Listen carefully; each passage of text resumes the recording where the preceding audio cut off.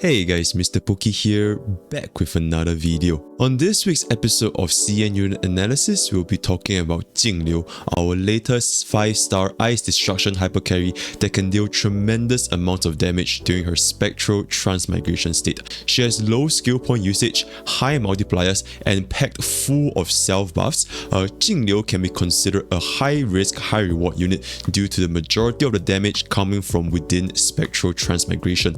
A good action cycle management as well as team building is gonna be a must, especially for new players to bring out her highest damage capabilities. So this guide will seek to equip players with the knowledge to make full use of Jingliu's extremely unique kit and play her to her fullest potential. And without further ado, let's get into today's content.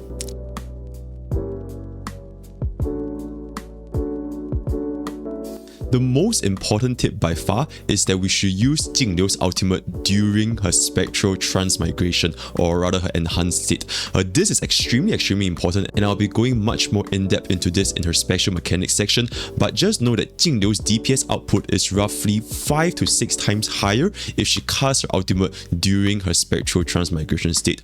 Not only does it benefit from the buffs offered to her by her talent, her traces, the ultimate's extra synergy stack also leads to one additional enhanced skill to be used by Jingliu. And as you guys couldn't tell by now, Jingliu's enhanced skill has an extremely high multiplier. So using as many enhanced skills as possible during Spectral Transmigration will drastically increase Jingliu's damage capabilities. Now, a second tip is that we need to run a good sustain with her as long as Jingliu is in the team, because I'll be explaining this in team competitions, but essentially Jingliu's team-wide health drain may be an issue, especially for newer players without a strong team, not only to sustain Jingliu's self-damage, but also to end the battle fast enough before Jingliu does too much damage to the entire team. So not only does your sustain need to have a certain degree of development, Jingliu's relic development also cannot be too low, because if she takes very long to end the fight, then she will just slowly start to chip away your entire team's health, and that is going to be a problem in the long run. Another tip is that debuffers are generally more beneficial for Jingliu than buffers, and that's for two main reasons. One reason is that her 100% action value advance as well as the 10% action value advance during the enhanced skill will indirectly cause the buff coverage to last shorter for Jingliu. So for example, Bronya's skill, it only covers Jingliu's skill and ultimate when used outside of Spectral Transmigration, right? So after you use a skill and then you use the ultimate, you get 100% action value advance, and then now you can immediately use an enhanced skill. But this enhanced skill will unfortunately not gain the benefit from Bronya's skill. And also, again, this is another reason to not use Jingliu's ultimate outside of Spectral Transmigration. Secondly, Jingliu also have an incredibly high attack percentage and crit buffs within her traces and talent, which makes stacking debuffs on the enemy target more favorable for improving her overall damage output. Not to mention, debuffs that are unaffected by Jingliu's action value advance. You get action value advance like 100 turns, but the enemy's debuffs, they are still fixed based on the enemy's turns. Now, another tip is that Jingliu actually does not need extremely high HP teammates, and this is one of the misconceptions that has been going around, like, oh, we need to stack a lot of HP for our entire team so that Jingliu can gain the full effects of the attack percentage buff after draining their health. After applying some simple calculations, you can see that at E0 and level 10 talent, this attack percentage buff is capped at 2269.8 attack, which translates to a combined health pool between 3 allies of 10,508. This is roughly equivalent to 3,500 HP per ally. Nowadays, in terms of a relic development, most players should have their supports at around this level anyways, so it's not to say you are intentionally pushing your character's HP to extremely high levels like 4,000, 5,000 just for the sake of Jingliu, because as you can see here, as long as 3 units combine together to hit 10,508, then she's gonna gain the full effect of the attack buff. So a rough ballpark number to aim for will be around 10,000. And one last tip is that Jingliu's technique is extremely useful for boss fights as well as Swarm Disaster, because her technique, the freeze, it lasts for all waves when entering in that state, similar to Welt's technique, which imprisons all waves of enemies as long as you enter the fight, right? And secondly, she easily destroys the destructible objects by simply running past them, which is extremely good for the adventure nodes that some players may face an issue for in Swarm Disaster. And that's all there is for Jingliu's helpful tips.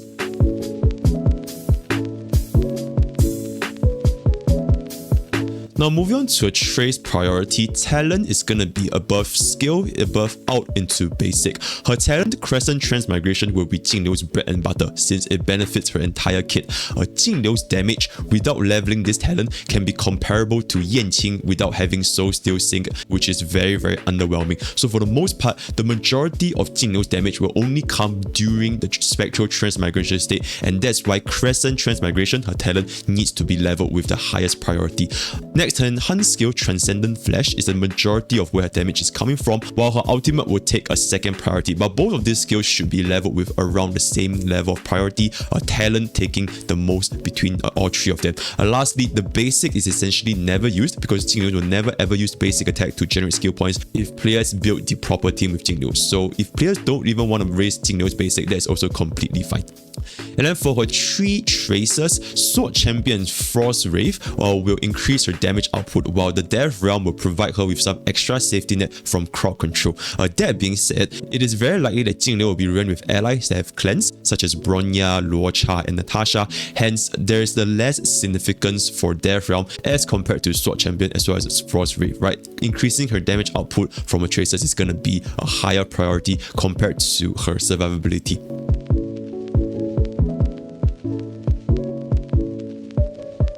Now moving on to a special mechanic, Spectral Transmigration. This is one of the most unique mechanic that I've seen so far in Honkai Star Rail, and we'll be taking quite a bit to explain this portion. But from now onwards, I'm just going to be referring to her Spectral Transmigration as ST. So Jingliu's damage, it drastically increases during ST, which is achieved after obtaining 2 stacks of Syzygy using her basic skill or her ultimate. So timing buffs and debuffs during this period will create incredible burst damage that can rival even the strongest hyper carries in our current metagame.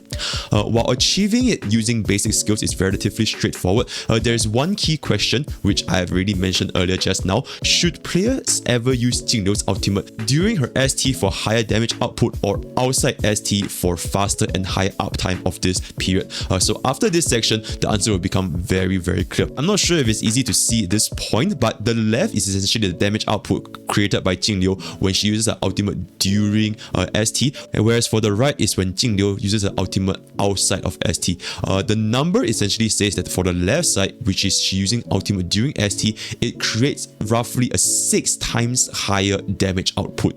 So why is this the case? For the most part, using ultimate during her ST is always going to be recommended because not only does it provide Syzygy to cast one more enhanced skill, her traces also enables a 20% additional out damage on top of all the buffs during ST itself, right? You have the attack percentage buff and you have the crit rate buff. So this is comparable to whether do you use Qingque's ultimate during or outside of a turn, or whether Imbibitor Lunate should run speed or attack boots, or whether Yanqing should use his ultimate with or without Soul Steel Sync. The main objective for Jingliu, despite being a destruction unit, is once again to achieve the highest damage possible within this window of opportunity. So the ultimate's damage increase during her enhanced stage is so large that it vastly outperforms compared to using her ultimate outside of ST in exchange for higher uptime, right? There's no point if you have a higher uptime for her Spectral Transmigration if the actual damage during her ST is much lower. Another thing to take note is that upon achieving ST, Jingliu's action value advances forward by 100%, which enables an immediate enhanced skill. Note that this action value advance is not equivalent to Silei's talent, Resurgence, where buffs lasting for 1 turn will be removed after entering this state. And as such, like I mentioned just now in the helpful tips, Jingliu will only gain the benefit from her normal skill and her ultimate if we cast Bronya's skill before she enters into ST, right? So the enhanced skill afterwards, after the 100% action value advance, is not gonna benefit from Bronya's skill. And as such, applying buffs to Jingliu during her ST will allow for much better damage output, which synchronizes everything for a massive hit. Hence, debuffer units here will also work really well with Jingliu since they are unaffected by her action value advance. And for debuffers or buffers, I'll be talking a little bit more in her team building section. Lastly, like I mentioned earlier, helpful tips as well, the attack buff gained from this state is capped at 180% for base attack at level 10, which translates into 2269 69.8 attack buff, right? This is from her base attack from herself as well as the Lightcone, assuming that her Lightcone, if we're using a signature which provides us with 582 attack. So to obtain the full effect of this buff, it is essentially a slightly more complicated formula from the formula for Ting Yun's attack buff. So to simplify, like I mentioned just now as well, her 3 teammates must have a combined health pool of 10,508 for the absolute maximum value. So players can honestly just aim somewhere around a ballpark of 10,000 to gain the most benefits, right? Such as Ting Yun. Ting Yun's full benefits is around 2,700, but most players can just get away with 2.5k, 2.6k to gain like around 90% of the value from the attack buff. So from this point, you can see that stacking multiple high HP units is not really needed for Jingliu, as it will easily reach the cap even with our normal team building standards, where most of our supports nowadays should already be at roughly 3000 HP. So the formula for this is essentially the total HP from 3 units multiplied by 0.04, which is 4% of our max health, multiplied by 5.4, right? So this is the 540% I'm talking about. And the reverse formula to find out exactly how much HP you need is this is the cap, right? 2269.8 divided by these numbers, and this will give us 10,508. So in summary, players should use Jingliu's ultimate during Spectral Transmigration for the highest damage possible, and they just have to bear with the DPS drop-off once they exit out of Spectral Transmigration. We can recover from this DPS drop-off faster by either running Bronya or improving our own speed to reduce the ST downtime, but preferably we will still want to hold our ultimate during ST. Now, one exception which I can think of where players may want to use Jingliu's ultimate outside of ST is where they essentially just want to get rid of the boss. It is literally left with one last HP, or they want to inflict a weakness break. If they don't inflict a weakness break, then they're going to receive tons and tons of damage. So in this kind of very niche situations, then players can use their ultimate, but I would dare say 99% of the time, please use Jingliu's ultimate during Spectral Transmigration.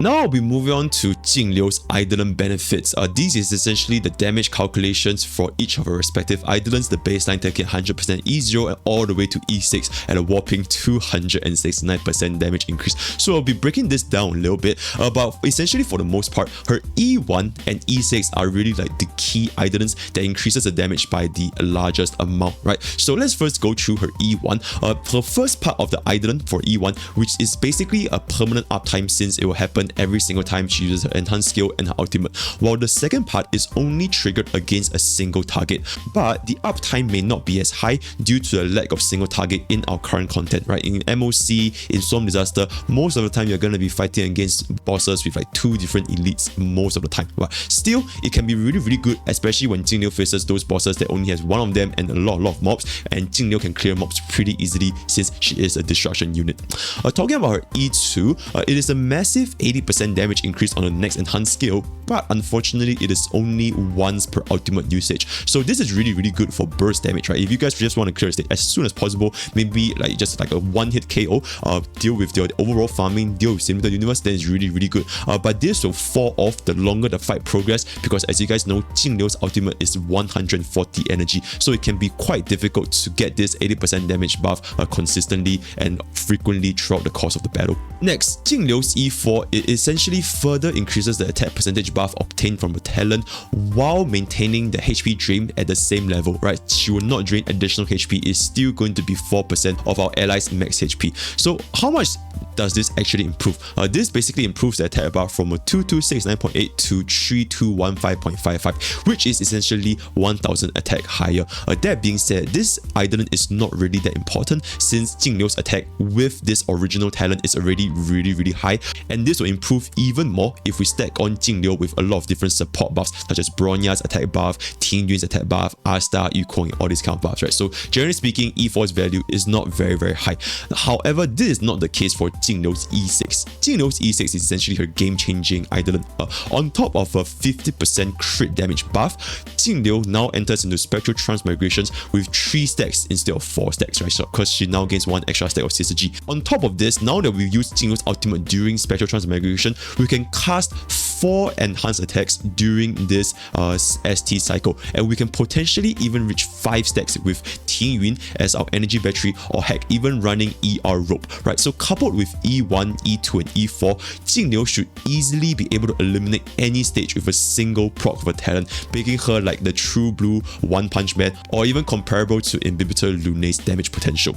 In summary, Jingliu's E1 has the best value once the mobs are cleared, which is easily doable since any destruction carry has adjacent multipliers, and then her E6 is the only other really good Eidolon with a whopping 2.5 times higher damage output compared to E0, as you guys can see from the graph over here, right? Her E1 increases the damage output by 26%, which is very nice, but her E6 just straight up goes all the way up to 269%. That being said, if players have to choose between her Eidolon 1 or her signature Lightcone, I would highly advise you guys to get the signature Lightcone because it provides much more value than her Eidolons if players had to choose, and I'll be talking about this a little bit more in the Lightcone section.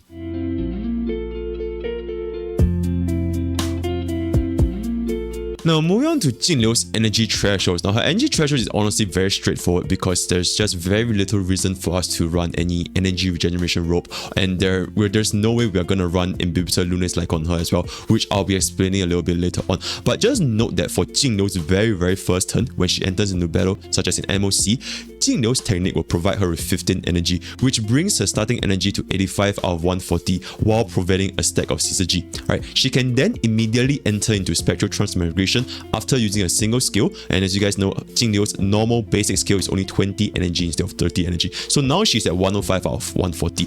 This will create this 100% action value advance to use her now enhanced skill, which creates 30 energy, and she's now at 135 out of 140. So during these two actions, anytime between the basic skill and the enhanced skill, if Jingliu manages to kill a unit, then she can immediately cast out on the very first turn. So this cycle is essentially just for a very first turn, and the following rotations will assume Jingliu's cycle after the first ultimate, followed by an enhanced skill, in which she will exit the Spectral Transmigration, right? So as usual, these are the notations, and this is basically the only two different scenarios you want to consider, whether you want to use ER rope or whether you do not want to use ER rope. So as you can see here, the normal combo is going to be, after using ultimate, she will still have 2 stacks. So right now, every single time, you just think of when we use her ultimate during Spectral Transmigration, she can use 2 more enhanced skills before she exits this mode. So the cycle is going to be out into enhanced skill, into 2 basic skills, and after casting these 2 basic skills, she's going to have 100% action value advance again, and then she can cast another enhanced skill.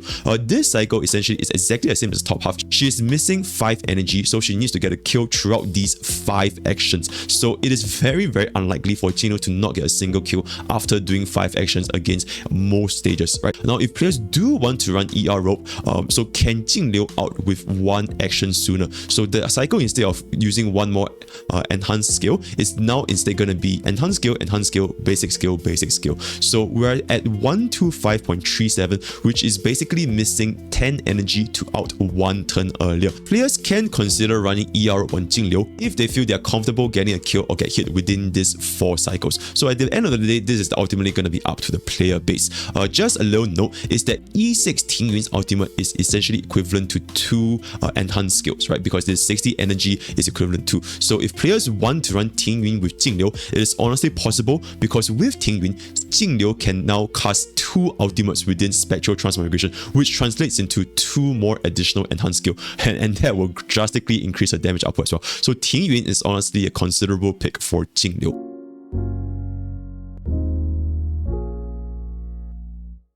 Now, moving on to Jingliu's relic set, this is actually a pretty widely discussed topic even in the CN community, and we have essentially boiled down into this. It's either going to be 4-piece Hunter, which is the I set, or the 4-piece Genius. So let's now weigh the pros and cons a little bit. So for 4-piece Hunter, the benefit is that it is the most general 4-piece set, and it's really good if Jingliu can either achieve 100% defense down without Genius set, or Jingliu just have no access to any defense resources at all. So in this case, then 4-piece Hunter is going to be really good for Jingliu. So if players are going to be running Jingliu with Pella, Resolution Lightcone and Silver Wolf, this will give her a 101% defense down without even requiring Jingliu's signature Lightcone.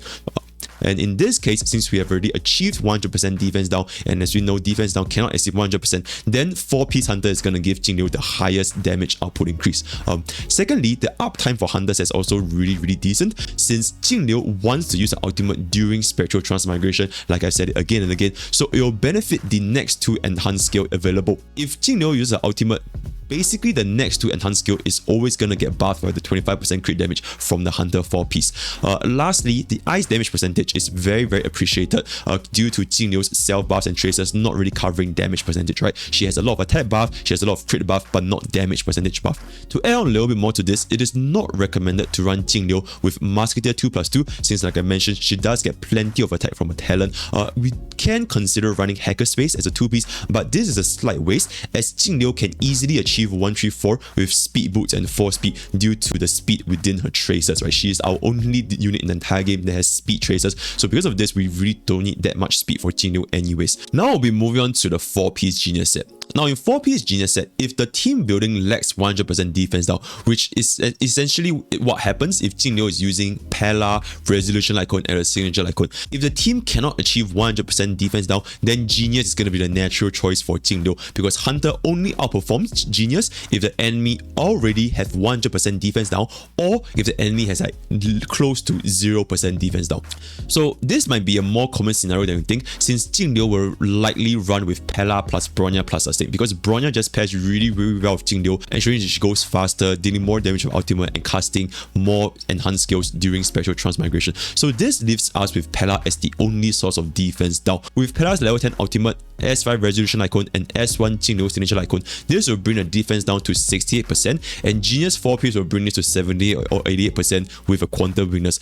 There's less damage percentage, so we do need to compensate from other supports, which we are by bringing Bronya into the team, or even Team Yun. Furthermore, from a stamina efficiency standpoint, Quantum 4-piece can fit into way more carries compared to Hunter 4-piece, and the Cavern itself is just really efficient for all DPS, supports, and sustains. So the bottom line, after all that I've said so far, 4-piece Hunter in the absolute min-max highest damage possible, it should outperform 4-piece Genius, assuming that you do run 100% defense down, combining Pella with Silverwolf. However, if you are not going to be running both Pella and Silverwolf in the same team, then it will be highly advised to just go ahead and get a Genius set, because number one, stacking higher defense down is going to increase our damage by quite a lot, and number two, it is just a lot easier to farm for Genius set as compared to Hunter set. The alternative is essentially a 2+2 Hunter 2-piece with the ice damage percentage and Hacker Space, or worst come to worst, Musketeer 2-piece.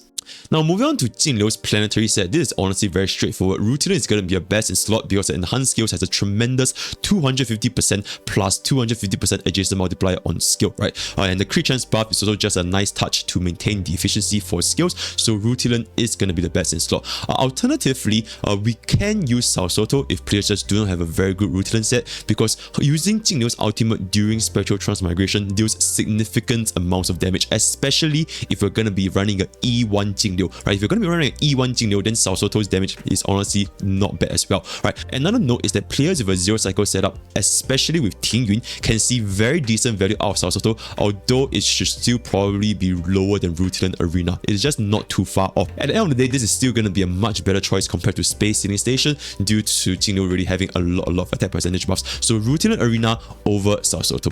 As for Jingliu's main and subsets, you can see over here, Chess is going to be crit damage, speed boots, attack or ER rope, ice damage sphere, and then for subset it's going to be crit damage and speed is the highest, followed by crit chance / attack percentage, and then break effect and attack. So Jingliu has a very fixed stat distribution due to Jingliu's talent providing 50% crit chance and up to 2.2k attack with her Spectral Transmigration state, and as such, crit damage and ice damage percentage will be heavily favorable compared to crit chance and attack percentage counterparts, right? It is so favorable that even if your ice damage sphere has absolutely no crit values, it is still recommended to take ice damage sphere. It is just that valuable because Jingliu essentially has no damage percentage in the kit whatsoever.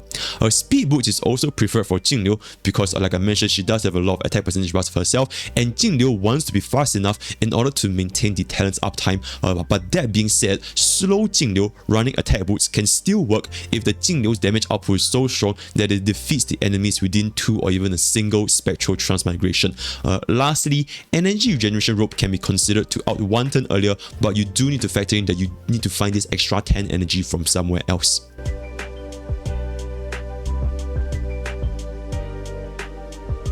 Now moving on to Jingliu's Lightcone Recommendations, honestly, her signature Lightcone is just so much better than the other alternatives that we don't really have a very good recommendation other than a signature Lightcone, but we can just discuss some of the options that players can have without signature Lightcone. Right, as you can see from the chart over here, her signature Lightcone taken at a baseline of 100% is gonna be a lot higher than the next best alternative, which is 4 of the Aeon at S5, weakness broken, and even with all these conditions, it is still only at 86.81%. This is how strong Jingliu's signature Lightcone is. Now, why is this the case? That is because the Lightcone is perfectly tailored to Jingliu's kit with crit damage buff, damage percentage buff, and they are both the stats that Jingliu is lacking. Furthermore, the 12% defense share is just the icing on the cake, and it allows our Jingliu to hit 88% defense down with Pella and Resolution S5 plus Genius 4-piece. So all these stats are just super useful for Jingliu. Comparatively speaking, such as 4 of the Aeon S5, Secret Vow, something irreplaceable, as well as Blade Slash Imbibitor Luna's signature Lightcone, they all have a downside where they buff Jingliu's attack, and Jingliu's attack is just at such a high point that she really does not need it, and she just really wants damage percentage or crit damage percentage, right? The only exception is Secret Vow. Secret Vow is purely damage percentage, but unfortunately, the Secret Vow secondary effect can be quite hard to trigger on Jingliu, since Jingliu does not want to be at very low health anyways, and for the most part, she should be at full or close to full health, so the secondary effect is just not going to be triggered. And then Blade and Inhibitor Luna's signature Lightcone, they both buff Jingliu's crit rate, which once again is not something that Jingliu prefers. She much rather have crit damage over crit rate. So because of all these factors, there just isn't one very good alternative other than Jingliu's signature Lightcone herself. If players really have to choose, then 4 of the Aeon S5 is the best free-to-play option, right? Because it's essentially free from the Herta shop and it is just really good substitute.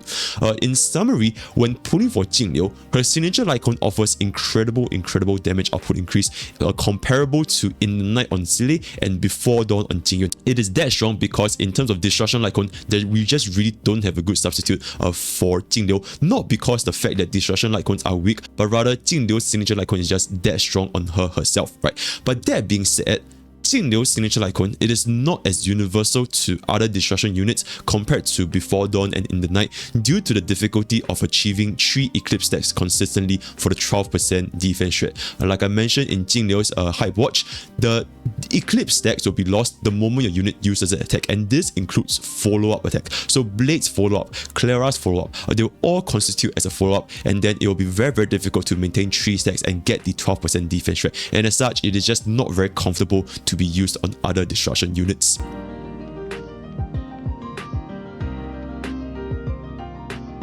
And we have finally come to the last portion for our guide today, which is going to be Jingliu's team compositions. Now, unlike other hyper carries being reliant on very specific supports, Jingliu is capable of dealing tremendous damage with most, if not all, supports due to her innate buffs. Generally speaking, debuffers works better than buffers for Jingliu due to the action value advance reducing buff coverage, while damage percentage buffs are more favorable than attack percentage buffs. Pella is going to be exceptionally good here due to the ice rest down at E4 as well as almost permanent defense down uptime, right? Bronya is also just really good because, as we know, extra turn, crit damage, damage percentage, she just has it all. So Bronya just goes without saying super good on Jingliu. Another thing is Jingliu is also capable of being ran with a sub DPS such as Blade due to both of them having very low skill point consumption, right? So they just synergize really well with each other. And once again, Jingliu's health drain, it does trigger Blade's follow-up attack, it does trigger Blade's Longevous Guard, and it does trigger Blade's signature Lightcone, which I have mentioned in my previous video. So that's why this can be a pretty decent combination as well. But the most important thing is not so much the support, but more of the sustain. Sustain is really important for Jingliu because of the health drain, which may place pressure on new players' accounts, especially if the sustain cannot heal enough or if they lack access to units that heal really well, such as Luocha and Bailu. If players do not have these really strong sustains, then they need to try to bring up the sustains development, right? Your Natasha, your Lynx, or even like your Japart, they have to be really up there in order to sustain Jingliu's health drain. And furthermore, having cleanse on Jingliu is going to be quite important as well. In the event that players do not run Bronya and Jingliu gets crowd control, then it's going to massively push down Jingliu's damage output. So here are some of the sample teams. We can run Jingliu with Bronya, Pella, and Luocha for a very universal hyper carry comp. I think this is one of the most universal comp that you can pretty much run in any stage that has an ice weakness. For stage that does not have ice weakness, you could just run the 3+1 Silver Wolf comp, right, with Japart, Jingliu, Pella, and Silver Wolf. If you don't have Japart, you could just run run Fu Shen as substitute, or you could even run Links as long as you get the 2+2 for Silver Wolf to implant the Ice Weakness. And then for the last possible team, it's going to be a dual DPS setup with Jingliu, Blade, Pella, and Links. Links is going to be there to give Blade the taunt value increase, and then Jingliu is just going to go ham, Pella is going to defense shred, and Blade just going to do his Blade things, right? So these are just some of the sample team compositions that I have for you guys today. And with that, we have come to the end of this week's episode of CN Unit Analysis. If you guys would like to engage in further discussions, feel free to hop on my Discord, Pokke's Village, where we have a very active community talking about Honkai Star Rail on a daily basis. If you guys would like to check out my stream, that's going to be twitch.tv/Mr. Pokke. I'm streaming 3 times a week, and the schedule will be updated on Discord as well. And that's all I have for today, guys. All the best for Jingliu pools, and I'll be see you guys next time. Take care.